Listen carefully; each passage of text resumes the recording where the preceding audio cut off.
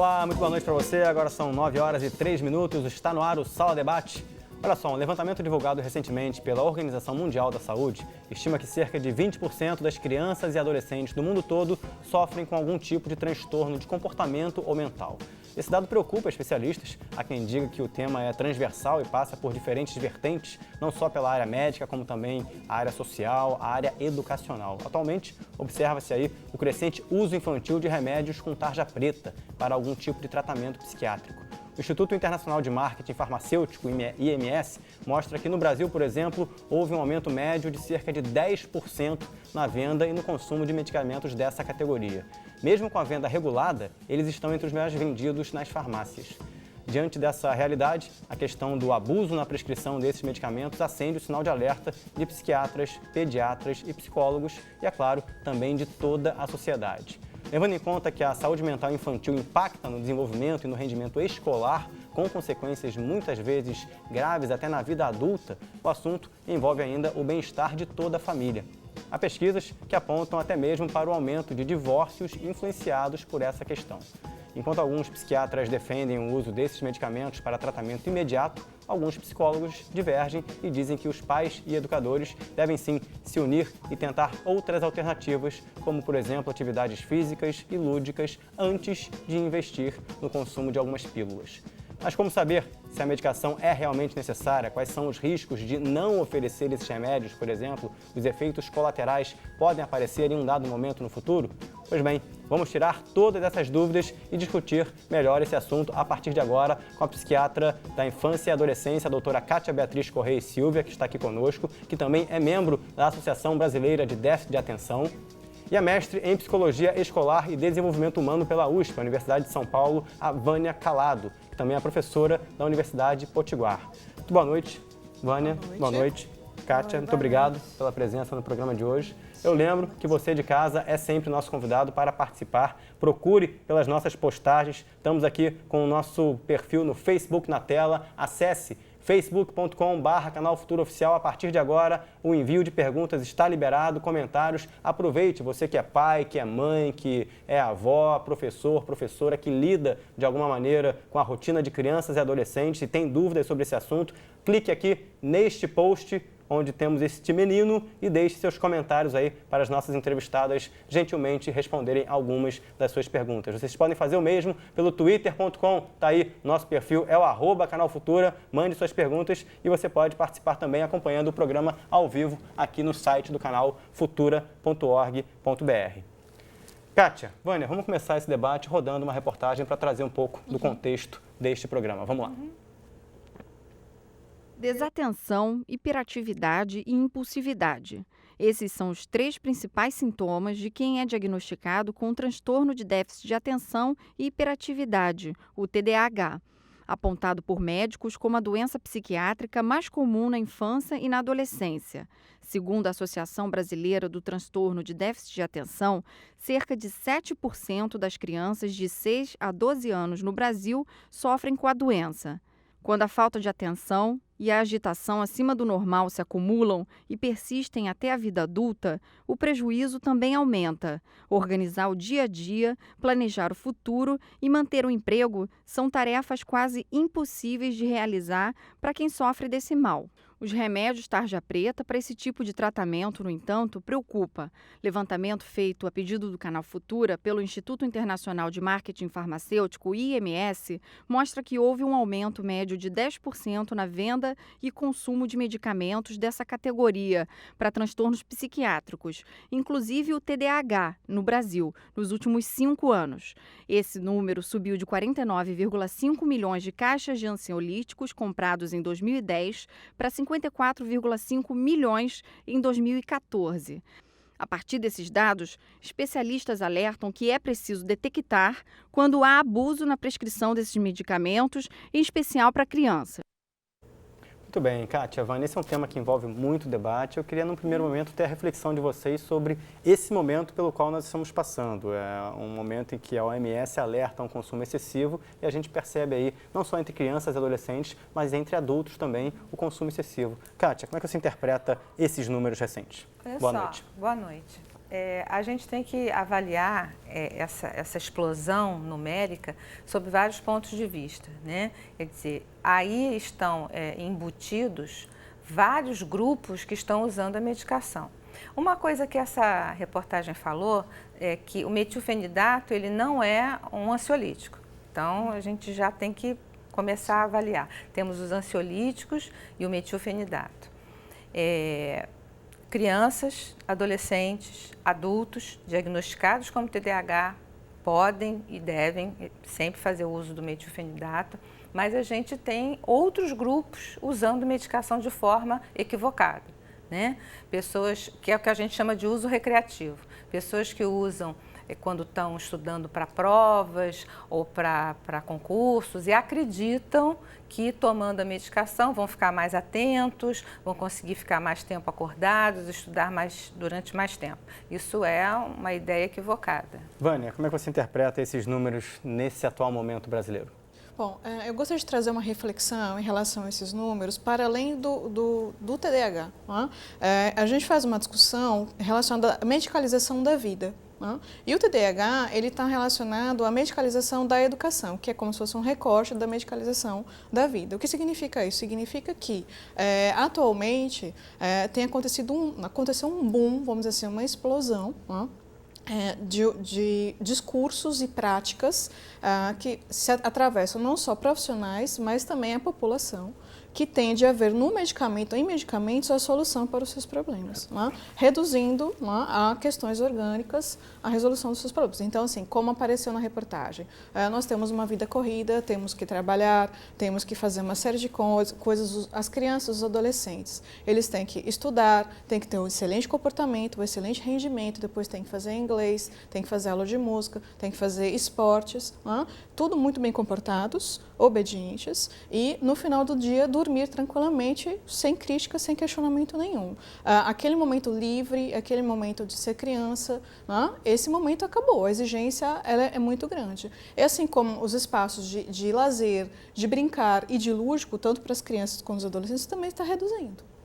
Então, esses dados, eles fazem parte de uma discussão maior. Agora, o que você quer dizer com isso? Com a rotina de crianças e adolescentes na sociedade contemporânea, né? Pegando 30, 20 anos para cá. O que você quer dizer com isso, com relação à quantidade de atividades que elas fazem hoje em dia? Já despertam a criança e adolescente e isso não seria necessariamente um diagnóstico como qualquer tipo de transtorno? O que eu quero dizer é o seguinte, que essa rotina que ela é imposta não só à criança ou ao adolescente, ela tira da criança e do adolescente a possibilidade de descansar, a possibilidade de desenvolver atividades para poder se concentrar, para poder fazer as atividades escolares. Então, assim, vamos pensar, se a criança fica o dia inteiro na escola ou volta para casa no outro turno, e aí ela vai ter que fazer uma série de atividades. E ela não tem um momento para descansar. Então, a criança ela precisa desse momento. E aí, quando ela vai para a escola, ela não consegue ficar parada. Ela fica irritada, ela fica agitada, aparece o comportamento impulsivo, não só da criança, mas também do adolescente. Então, essa questão uma crítica, a gente faz uma crítica a essa fala que foi feita no início da reportagem, é uma das doenças, transtornos mais comuns da infância e da adolescência. Então, eu quero só colocar uma reflexão de que como assim existe uma doença mais comum na infância e da adolescência. A gente tem que parar para refletir sobre isso. O que está gerando isso? Porque essa compreensão, deixa eu só finalizar aqui o meu raciocínio, tem uma compreensão de que é um transtorno orgânico. Sim. E a reflexão que eu quero fazer é que não necessariamente esses comportamentos, esses sintomas, esse conjunto de sintomas tem uma origem orgânica. É essa a reflexão que a gente faz nessa discussão sobre medicalização da vida e da educação. Eu acho que tem várias coisas. Eu acho que a gente tem que questionar o que está sendo chamado de medicalização da vida, né? Eu acho que existem pessoas que podem fazer um uso abusivo, como sempre existiram, desde que eu comecei há 37 anos atendendo no SUS. As pessoas usavam diazepam para não ver uma série de coisas, mas isso é uma coisa antiga, isso não é uma coisa agora. né? Então, eu questiono um pouco essa coisa de medicalização da vida e medicalização da educação. Existe, sim, essa situação que a Vânia colocou, né? A gente está numa vida corrida, a gente está tendo um nível de exigência e um nível de competitividade muito grande, e isso traz uma exigência para crianças e para os adolescentes, mas eu não sei se seria só isso, né? A gente tem essa situação, pessoas que estão nessa situação e reagem dessa forma, mas a gente tem sim situações orgânicas onde você vê uma criança sem conseguir se concentrar, sem conseguir produzir, sem conseguir prestar atenção, sem conseguir parar quieta, e você fazendo um diagnóstico adequado, um diagnóstico bem feito, você pode ajudar aquela criança a ter uma vida normal, né? Não são só esses fatores que provocam esse tipo de reação. Nós temos as duas coisas, elas podem conviver e convivem perfeitamente juntas. Vamos lá, facebook.com/canal Futuro Oficial, as primeiras participações surgindo aqui para as nossas convidadas. A Fernanda Pereira afirma o seguinte: olha, tem uma filha de 15 anos surda com problemas comportamentais. Ela vive sempre do contra, nunca concorda com nada, e o que eu posso fazer nesse sentido? Alguma recomendação para a Fernanda, independentemente de termos aqui uma quantidade suficiente de informação sobre a família dela? Ela precisa primeiro ser vista por alguém especialista nessa questão, em surdez. Não só um médico, como alguém da área da educação, principalmente, porque é uma educação muito específica e que tem que se dar. Eu me lembro que eu fiz, há muitos anos atrás, eu fiz um diagnóstico, uma moça que veio de fora, com uma criança com uma suposição de autismo. Não era, a criança tinha surdez. Então, a criança não tinha nada psiquiátrico. Né? Então, isso precisa ser visto com muito cuidado, sim. Vamos lá, mais perguntas aqui, Vânia. Boa noite, meu nome é Cris. Eu sou professora da rede estadual especialista em deficiência intelectual. A partir do momento que o aluno apresenta comportamento diferenciado, fazemos a avaliação e, percebendo a dificuldade, encaminhamos para os especialistas. Mas alguns pais reclamam de não conseguir atendimento, alegando que o órgão não aceita bem nosso encaminhamento do professor. Qual o melhor caminho nesse sentido para que eu possa ajudar esses pais a receberem um atendimento necessário? A pergunta da Cris. Obrigado, Cris, pela sua participação. Alguma recomendação, Vânia? Sim, tenho recomendações. Esse comportamento que não é esperado, que é considerado anormal, precisa ser compreendido primeiro em relação à inserção dessa criança, desse adolescente na escola. Porque a gente entende que as queixas escolares relacionadas a comportamento ou aprendizagem também têm sua origem na prática pedagógica, em questões institucionais, nas relações da criança, do aluno com os seus colegas, como ele se sente ali enquanto um ser que está aprendendo, não só em questões familiares ou em questões orgânicas. Então, essas questões têm que ser consideradas. E aí a escolha por um profissional, um encaminhamento tem que ser feita tendo como base se esse profissional vai olhar isso também e ajudar essa instituição a repensar isso e avaliar isso. Mais perguntas aqui do Jorge Lopes. O TDAH tem alguma relação com a genética? Sim, a origem do TDAH é uma origem orgânica, hereditária, não pula geração, e a gente tem isso já bem estabelecido, várias pesquisas onde isso já está muito claro, é uma origem genética. Um pediatra pode identificar isso ao avaliar uma criança? Se ele for um pediatra treinado em TDAH, né, se ele tiver um estudo mais aprofundado nessa questão, sim, e seria muito bom. Pode, por favor, Vânia. Recentemente, o ano passado, a BRATS, que é o Boletim Brasileiro de Avaliação e Tecnologias em Saúde, publicou alguns dados relacionados a pesquisas de meta-análise sobre as metodologias desses estudos que tentam avaliar não só a efetividade de medicamentos, mas como também as origens, né? Causas orgânicas, e dentre eles citaram também a origem genética. Né? Além da BRATS, nós temos alguns profissionais da área da medicina, da pediatria, área da neurologia que vão questionar essas descobertas científicas com essa certeza. São estudos que trazem hipóteses e não certezas. Né? Uma das profissionais, ela é uma professora da Unicamp, ela se chama Maria Aparecida Afonso Moisés. Ela estuda esse assunto também há mais de 30 anos. Né?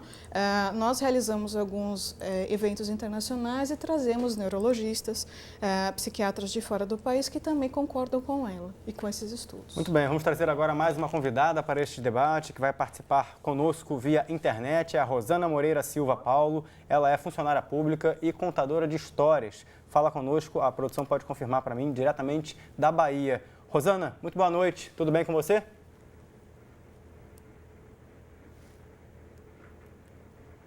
Boa noite, eu agradeço o convite. Rosana, a gente tem informação aqui de que você passou um problema com seu filho, né? Que na época, com 4 anos de idade, ao ser diagnosticado com depressão pelo psiquiatra da época, receitou medicamentos de tarja preta. No entanto, depois de trocar o menino de escola algumas vezes, você não quis dar remédios para ele e resolveu deixar o trabalho para se dedicar ao filho. Alguns meses depois, 2 meses depois, você descobriu que a grande dificuldade dele era que ele era canhoto e não conseguia escrever direito com a mão direita. Como é que você interpreta essa história pela qual você passou, tendo ali a realidade do seu filho comprometida por uma série de discussões? Muito boa noite para você, Rosana. Boa noite. Rafael era canhoto, né? Ele é canhoto. E eles acham que ele foi obrigado a escrever com a mão direita, sendo canhoto. Isso aí gerou o que eles chamam de lateralidade forçada. E ele apresentava disgrafia, né? Ele não conseguia escrever e a letra dele não dava para compreender. Então, na escola havia uma pressão muito grande para que ele escrevesse e achavam que ele não sabia ler. E eu levei ele para um neurologista que fez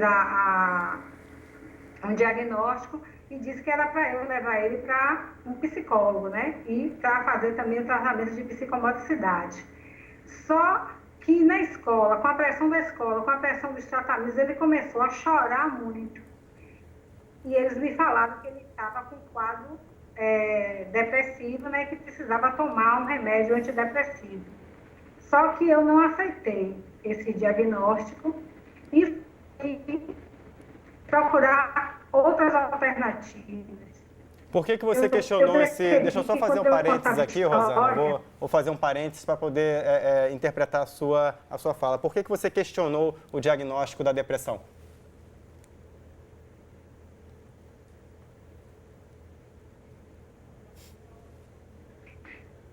Gostava de brincar e era para mim. A gente está com um pouquinho, vou pedir para a produção restabelecer o contato com a Rosana. A gente está com um pouquinho de dificuldade de compreendê-la. É uma conversa via internet e às vezes a banda de uma das partes não está ali tão estável. Já a gente vai voltar ao contato com a Rosana para poder ter ali dela seus esclarecimentos. Kátia, como é que você interpreta esse tipo de situação, pegando depois a opinião da Vânia, de uma mãe que estava ali lidando com o seu filho, tentando identificar, né, que é sempre uma questão muito delicada, saber por onde começar a ouvir profissionais, mas ela questionou um diagnóstico. Sim. Até que ponto isso é comum? É claro que ouvir muitos profissionais faz parte da procura pela saúde da sua família. Eu acho muito saudável isso. Como é que você interpreta isso? Acho muito saudável, acho que os pais têm que ter muita informação, né? Devem sim sempre perguntar qualquer dúvida e o profissional tem que saber, ou pelo menos, se ele se propõe a atender determinados problemas, ele tem que ter um profundo conhecimento disso, né? Vânia, como é que você interpreta o caso da Rosana? Essa prática de impor a criança a escrita com a mão direita, infelizmente é uma prática comum. Só para você ter uma ideia, eu tive uma aluna que a professora batia no dedo dela, na mão dela e deformou a mão dela. É uma prática comum? É uma prática antiga. É uma informação curiosíssima. Então, assim, isso revela algumas, assim, não vamos generalizar, tomar muito cuidado com algumas colocações que a gente faz aqui, não vamos generalizar para todos os profissionais da área da educação, obviamente. Mas isso ainda existe essa compreensão de que a criança que não escreve com a mão direita, ela tem algum problema. ela é uma criança anormal. Cientificamente, há algo a respeito? Não há nenhuma normalidade em ser canhoto, até onde eu saiba. Vamos lá. Lógico que não. Então, isso mostra algumas questões, concepções de aprendizagem, concepções de saúde, de normalidade e anormalidade que estão veiculadas pela população, que são antigas, e que geram esse tipo de transtorno na vida de uma pessoa, de sofrimento, vamos usar outro termo, de sofrimento e humilhação. Verdades, né? Vamos lá, mais perguntas aqui. Pergunta da Sabrina. Obrigado, Sabrina, pela sua participação. É possível traçar um limite entre um comportamento, entre aspas, normal de uma criança agitada, que esteja vivendo ali uma rotina que exija demais da sua idade, da sua idade, que é capaz de absorver, e o TDAH? Que relação vocês podem fazer com a pergunta da Sabrina? A gente pode traçar, sim, um diferencial. A gente primeiro vai ter que começar a fazer uma anamnese da situação, né? Conversar com os pais, conversar com a criança, analisar como é que é essa rotina e é possível a gente separar uma coisa da outra. Porque uma coisa que tem que ficar muito claro em relação ao TDAH é que não basta ser agitado, não basta ser desatento, não basta ser impulsivo. Tem que ter prejuízo na vida. Porque se não der prejuízo, é uma criança ativa. Dá para tangenciar esse prejuízo? Como é que você explicaria o que significa prejuízo nesse sentido? Prejuízo escolar, prejuízo nas suas relações familiares, nas suas relações com seus pares. Isso é muito nítido, é muito claro quando a gente vai fazer um diagnóstico de uma criança com TDAH. Mais perguntas aqui, Vânia. A Maria Honorato.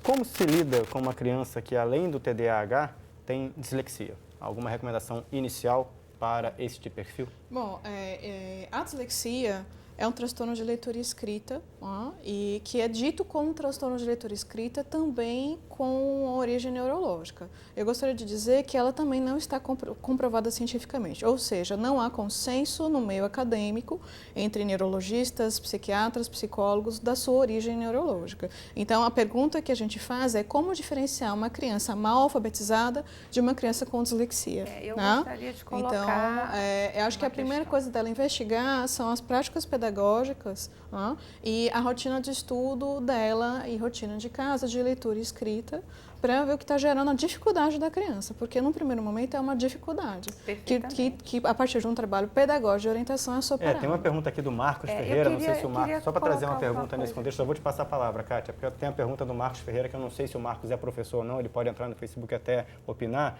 Gostaria de saber como lidar com alunos com TDAH em sala de aula no que se refere às atividades, explicação de conteúdos, disciplina e avaliação. Eu queria pegar um gancho nisso que a Vânia falou, de que a dislexia não é cientificamente comprovada. Eu vou me permitir discordar um pouco, porque inclusive a dislexia é um transtorno muito antigo, já é conhecido há muito tempo, inclusive teve muito a ver com a formação da logopedia, transformação em fonoaudiologia, né? E que eram já profissionais que tratavam disso. Mas eu concordo inteiramente com essa questão, é preciso fazer uma avaliação da situação, né? E separar o que é um problema de alfabetização, qual é a situação da criança, se ela está sendo bem alfabetizada. Tanto que só se fecha um diagnóstico de dislexia na terceira série. Antiga terceira série, agora mudou, fica uma confusão danada, eu não gosto dessa mudança. Agora é 4º ano, doutora Kátia. Essa é uma outra discussão. Isso, por quê? Porque justamente vai se avaliar todo o processo de alfabetização. Como é que é em casa, se ela tem estímulo. Agora, se tudo isso está dentro dos padrões e a criança ainda sofre, porque é disso que se trata, né? De um sofrimento daquela criança, daquela pessoa. Aí sim a gente vai partir para uma avaliação de uma causa orgânica. E o que o menino perguntou sobre o aluno, Marcos, olha só, Marcos, a gente tem várias estratégias que a gente procura passar para os professores, né? Porque são eles que estão lá na linha de frente, são eles que estão todo dia com aquela criança.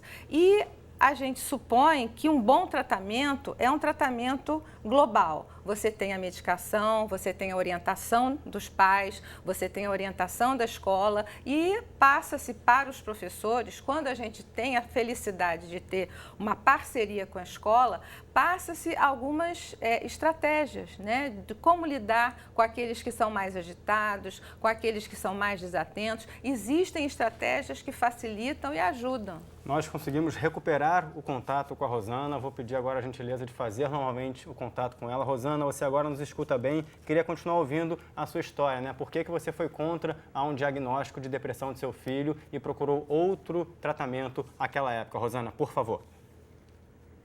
Porque eu conheço meu filho, eu vi que ele estava triste, devido a todas as pressões que ele estava sofrendo na escola, porque não aceitavam a diferença, não conseguia escrever. Então, eu percebi que quando eu contava história, ele ficava mais feliz. Então, eu parei um tempo de trabalhar e fiquei com ele. A gente está tendo dificuldade de compreensão. Já sabia ler, dizia Rosana, que ele não sabia. Eu vou agradecer a sua participação, Rosana. Infelizmente, eu vou ter que interromper. Pedir ajuda aí para a produção para me ajudar. Passa para a Rosana, acho que ela não está nos escutando nesse momento, mas o público de casa está tendo dificuldade de entender. Infelizmente, hoje, nós não vamos poder contar com a participação via internet, porque a conexão não está estável. Nós agradecemos aí a participação da Rosana, peço para a produção fazer contato com ela e marcar uma oportunidade futura para essa entrevista. Vamos lá, vamos seguir. Por favor, Kátia, temos ainda alguns minutinhos antes de passar o bloco. Pois é, eu queria aproveitar só alguns dados, né, que ela deu, no sentido de continuar aquilo que eu estava falando. Os pais, eles têm o direito e eu diria até o dever de questionar, de saber o máximo possível sobre aquele assunto, de ouvir uma segunda, uma terceira opinião, né? Porque embora os transtornos psiquiátricos eles possam incidir a partir de idades muito tenras, você tem que ter muita certeza do que você está fazendo. Né? Você tem que ter uma firmeza muito grande, um conhecimento grande para você fazer um diagnóstico dessa monta, por exemplo, um diagnóstico de depressão aos 4 anos. Né? Então, os pais precisam ler, precisam se informar e devem perguntar sempre. Participação aqui da Beatriz de Paula Souza, ela que também é psicóloga no Instituto de Psicologia da USP. Olha, já recebi em mais de 10 anos diversas crianças diagnosticadas como TDAH. Ao ler laudos e como foram feitos, nunca encontrei nenhum que fizesse uma avaliação das condições de ensino, se são adequadas ou não para aquela criança, se há bullying, de dinâmica familiar, de questões sociais, como racismo e outras. Ao fazer essas investigações, nenhum diagnóstico de TDAH, como relata aqui a Beatriz, se sustentou. Deixar essa provocação aqui para o segundo bloco, vou voltar com esse comentário da Beatriz para a gente poder falar um pouquinho das dinâmicas da escola. Já eu começo o segundo bloco com a palavra de vocês. Deixar aqui o convite para vocês acessarem o facebook.com, está aí na tela com vocês, facebook.com/canal Futuro Oficial. Acessem esse post e deixem os seus comentários. Tem muita gente aqui comentando, muita gente curtindo. Envie a sua pergunta para a gente, que no próximo bloco a gente responde. Sala Debate faz um intervalo rápido e volta já.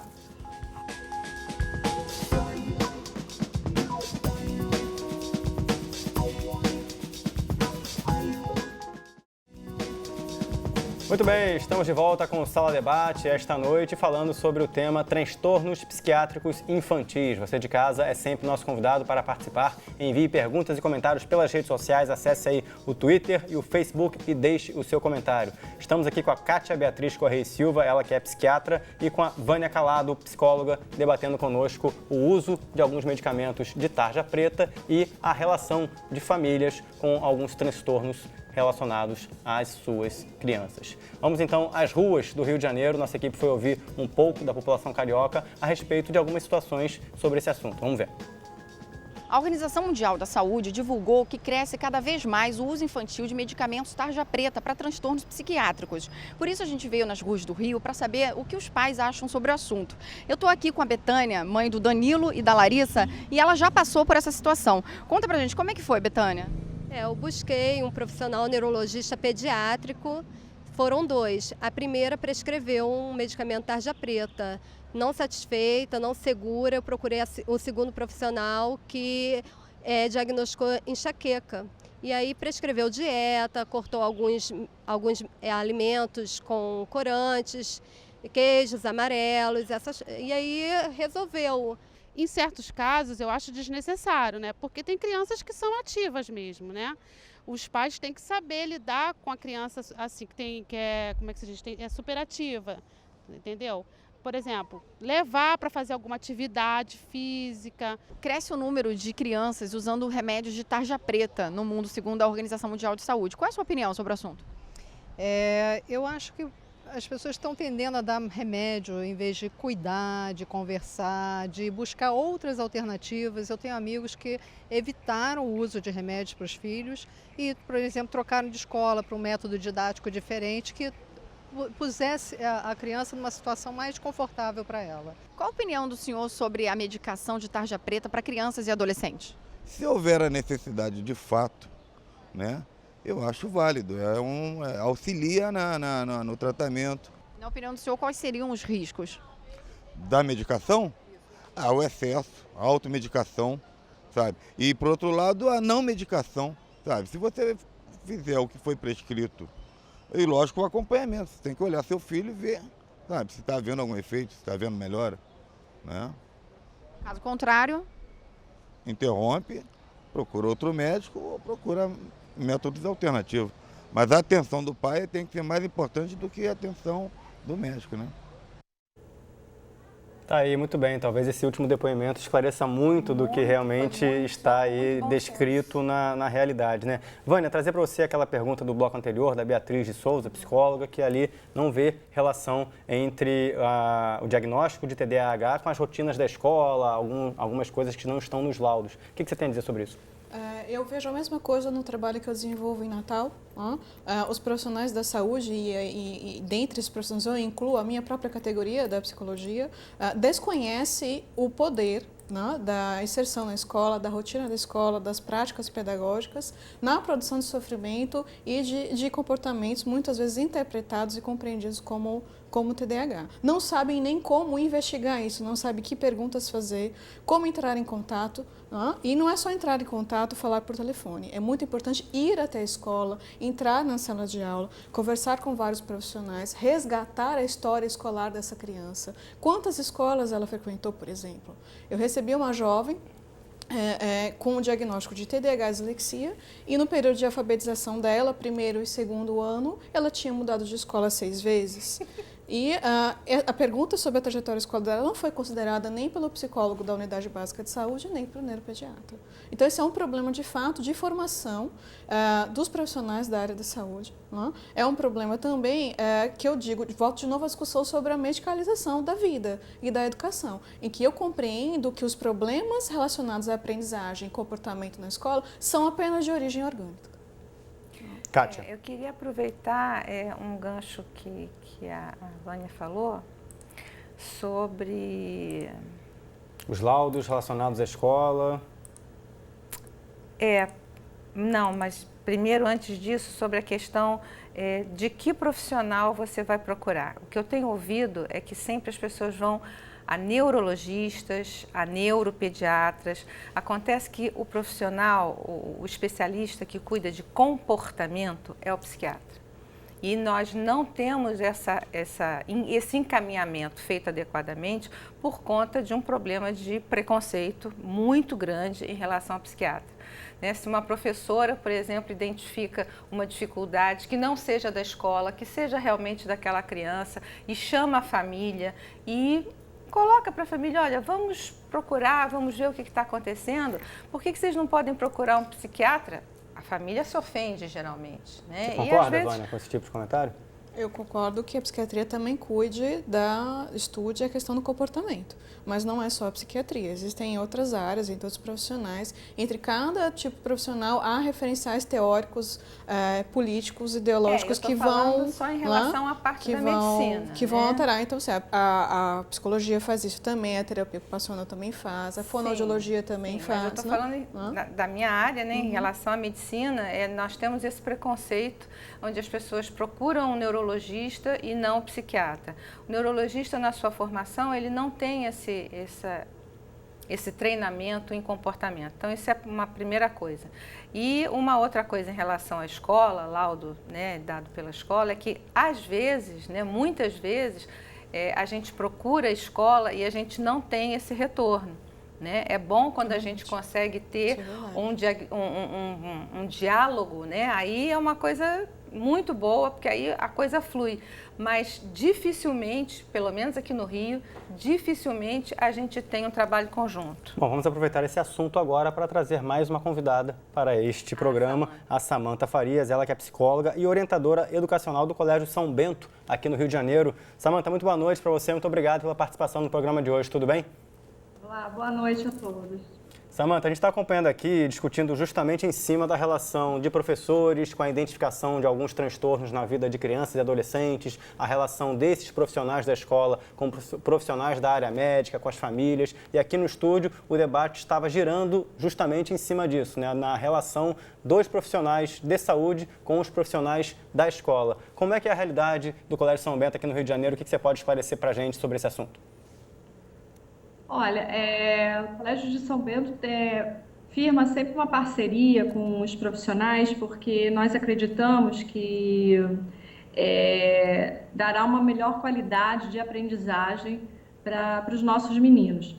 Então, o contato é permanente, até porque muitas coisas ao longo da caminhada desse menino muda, ele amadurece, ou então algum professor também muda, algum aspecto da vida dele muda, então a medicação tem que ser alterada, ou então alguma estratégia deve ser também, de alguma maneira haver um manejo.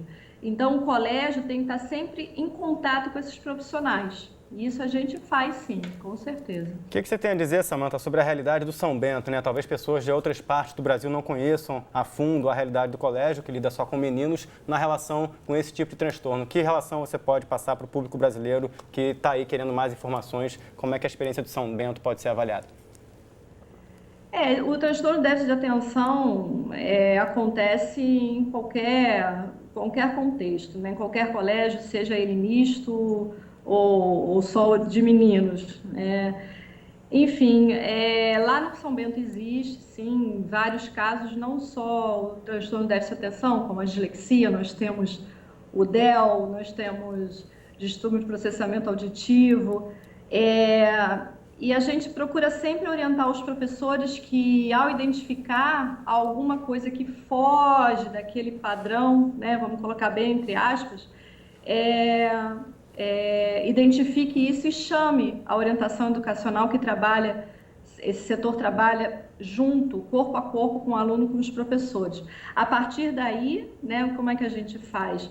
A gente cria estratégias com esses professores para que a gente possa, dentro da própria escola, poder, de alguma forma, auxiliar esse aluno. Então, estratégias dentro da sala de aula, dentro do colégio, e se alguma coisa a gente não puder auxiliar esse aluno, se em algum momento a gente não puder auxiliar, aí sim a gente vai fazer um encaminhamento externo. Mas antes disso, a orientação educacional funciona como um observador permanente, um ouvinte. Então a gente vê esse menino no almoço, eles ficam o dia inteiro na escola, os meninos...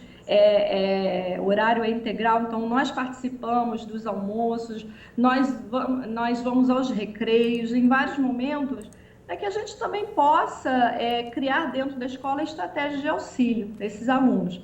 Aí, se por acaso a gente, de alguma maneira, perceber que não estamos ajudando, a gente faz o encaminhamento ao especialista.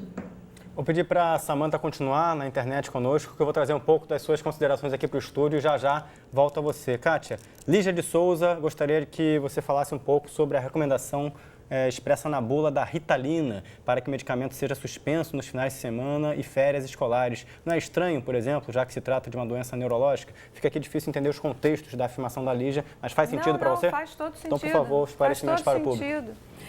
Infelizmente, as bulas são escritas para que os laboratórios se defendam dos tribunais, né? Então, tem muita informação ali que não é exatamente o que a gente tem no dia a dia.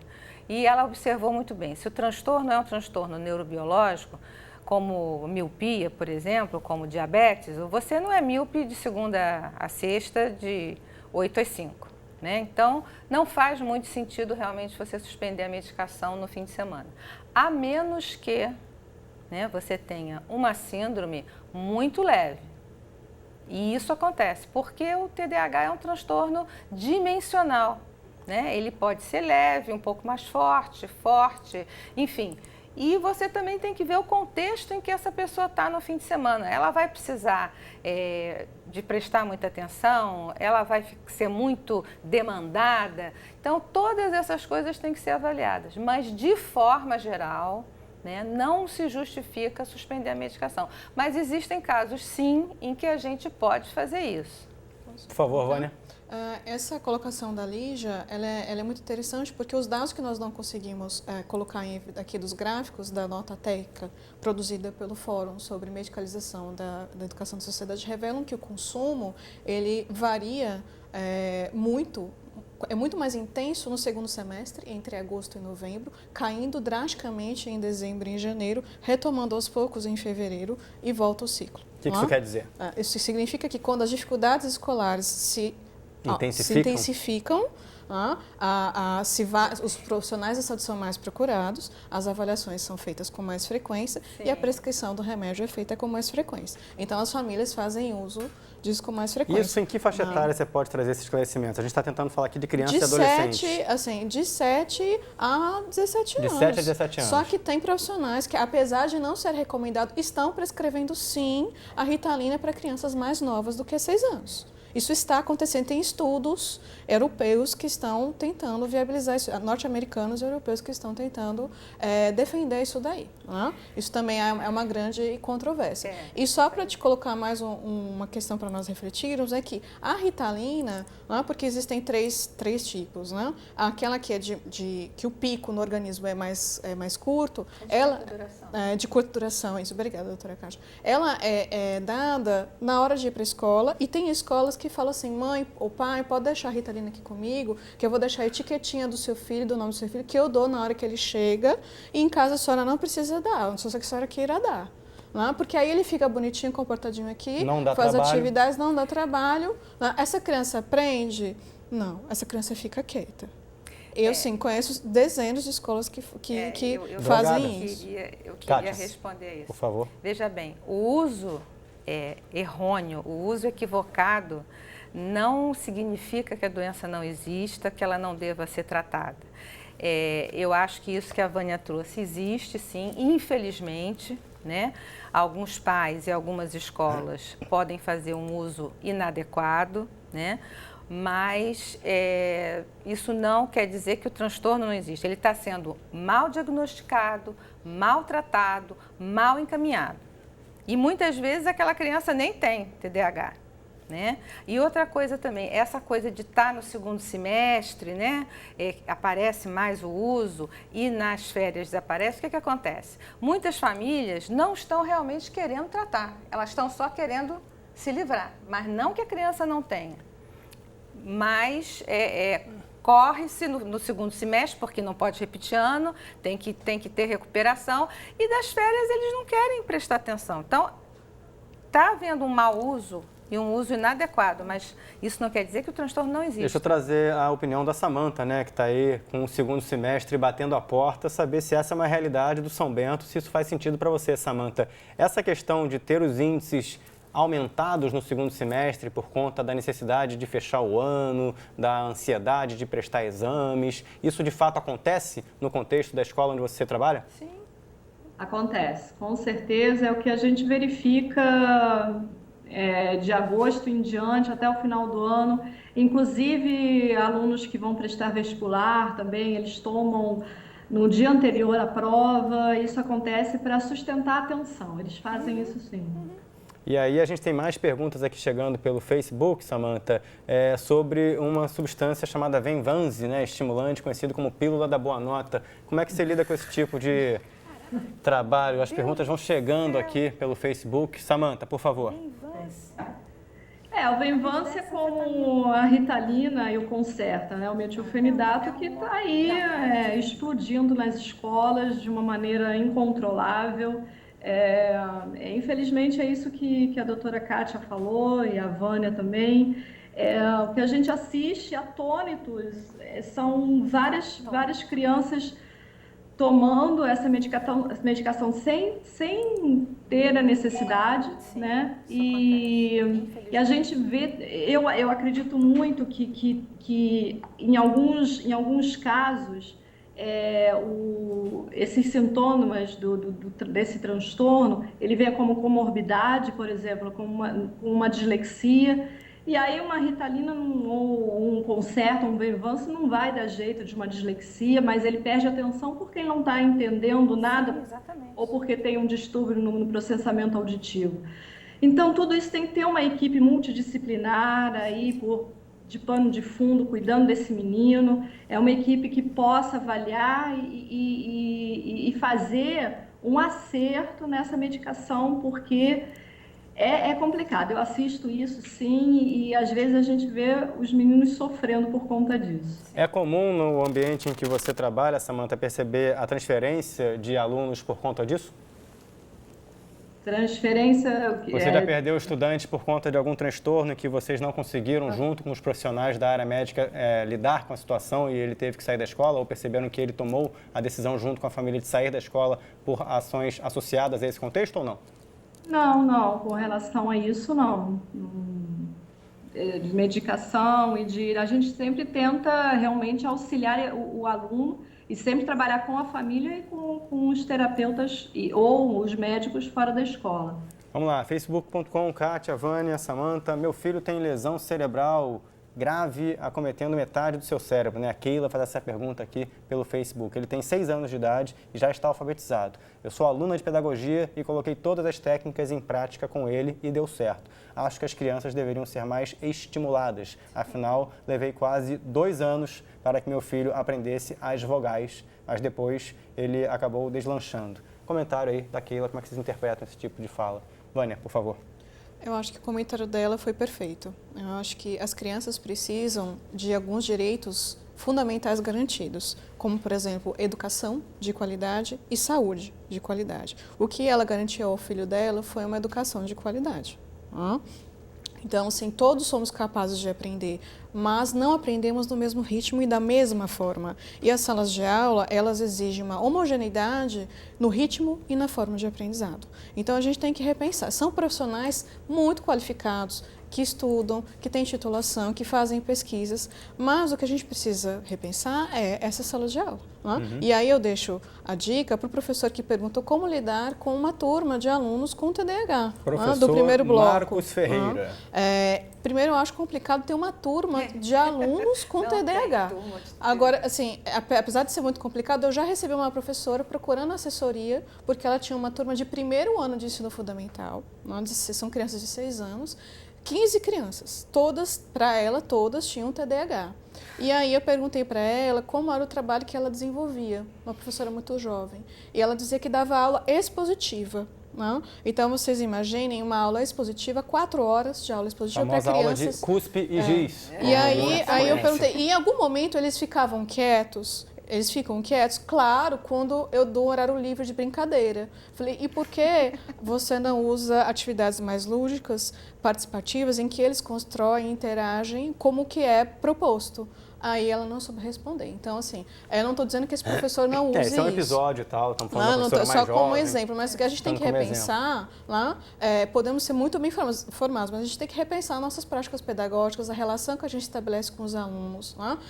Questões que não foram colocadas aqui, por exemplo, questões de gênero na relação professor-aluno. Por que meninos são os que mais alimentam as estatísticas de dificuldade de aprendizagem e transtornos? Por exemplo, TDAH são os meninos. Samantha, alguma consideração a respeito deste comentário da Vânia, relacionando a questão do TDAH à questão de gênero? Realmente os meninos apresentam maior, né, nas pesquisas, né, os meninos são mais hiperativos, né? Dizem que as meninas são mais desatentas e os meninos mais hiperativos. E, enfim, Trazer aqui para a Kátia, ver se complementa a sua consideração. Kátia, o que você tem a dizer? Olha, normalmente a gente tem realmente... O TDAH tem 3 tipos, né? O misto, onde esses 3 sintomas estão presentes, o predominantemente hiperativo impulsivo, onde há predominância da agitação e da impulsividade, e o predominantemente desatento. Estatisticamente, a gente observa que na infância, né, os meninos realmente, eles têm mais esse tipo predominantemente hiperativo impulsivo ou misto. E realmente as meninas têm um índice maior de desatenção. Só que isso vai evoluindo, né, e na adolescência e na idade adulta, isso já está 1 para 1. Mas isso acontece mesmo na idade. Não quer dizer que uma menina não possa ser agitada ou que um menino não possa ser desatento, não tem nada a ver. É só uma questão de quantidade e aquela questão mais básica, né? Quem incomoda é quem faz bagunça. Aquele quietinho, desatento, aqui tem um comentário ele não vai do Alisson Moreira, ele é professor, Kátia, ele fala o seguinte, olha, sou professor de música e tenho um aluno que faz uso da Ritalina. O que percebo no comportamento do meu aluno é que ele fica meio travado, como se fosse um zumbi nos dias em que ele faz uso do medicamento. No dia em que o aluno não usa, percebo uma agitação maior, porém, uma facilidade maior em exercer a atividade musical. E aí vem a pergunta, existe esse paralelo da criança ficar parada com o medicamento, mas ter dificuldade em absorver o conteúdo? Existe esse paralelo e justamente por isso o diagnóstico tem que ser muito criterioso e a indicação da medicação também. Muitas vezes a gente tem subdoses ou muitas vezes a gente tem uma dose que está exagerada, que não precisaria ser daquela forma, né? Então isso também tem que ser tem que ter uma regulação fina aí, mas realmente no primeiro momento, na primeira hora da medicação, a criança fica mais concentrada, fica mais parada, mas isso não impede que ela aprenda. Posso comentar? Por favor, Vânia. O que esse professor colocou chama síndrome do zumbi-like, o efeito zumbi-like, né? Que é colocado, inclusive em bulas, isso está explicado. Né? E muitas crianças e adolescentes acabam parando o uso. Por conta própria, às vezes até escondido dos pais, porque eles se sentem aprisionados, se sentem apáticos, né? Sem vontade, sem desejo. Né? E aí depende até da idade da criança, do adolescente, de ter discernimento para tomar essa decisão. Né? Adolescência, isso costuma ser mais comum em adolescência. Deixa eu fazer uma pergunta para vocês. Quando a dose está sendo mal indicada. Mal indicada. O Guia Americano de Saúde Mental considera, em algumas discussões, a birra infantil e a comirância, pelo menos considerou em algumas circunstâncias. Queria ter a sua posição sobre esse assunto. Né? Já se discutiu na concepção do Guia Americano de Saúde Mental até birra infantil e comirância compulsiva como distúrbios. Que reflexão, Kátia e Vânia, a gente pode fazer de uma simples frase como essa, de um guia, né, que serve como base para muitos profissionais, ter esse tipo de discussão para prescrever as atitudes de profissionais? Você está falando do DSM, né, que é um índice classificatório. Exato. Ele é mais usado na pesquisa, né, e para que os profissionais de vários países possam conversar e saber que estão falando da mesma coisa.